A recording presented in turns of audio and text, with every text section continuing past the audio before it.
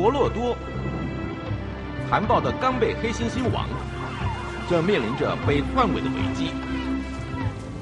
在生死存亡中，他要如何才能脱困呢？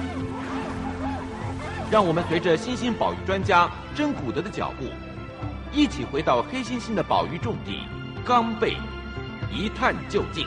没想到我会替他难过。真古德重返冈贝。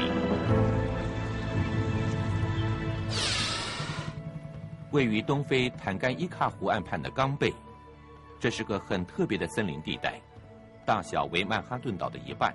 这是一群黑猩猩的家，44年来，他们都是研究的目标，比地球上其他动物都要来得久。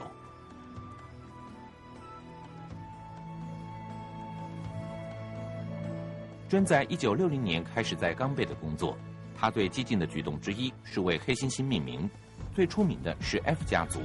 全部以 F 开头的名字，像是菲菲、弗洛伊德，还有目前的领袖佛洛多。他是冈贝最大且最强壮的黑猩猩，黑猩猩王。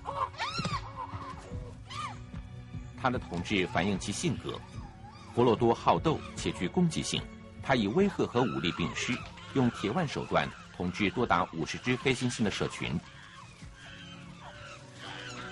佛洛多的母亲菲菲是真在60年代早期工作中唯一存活至今的黑猩猩。40多年后，真要回去探访菲菲的家族，在纷乱的这一年中有何遭遇？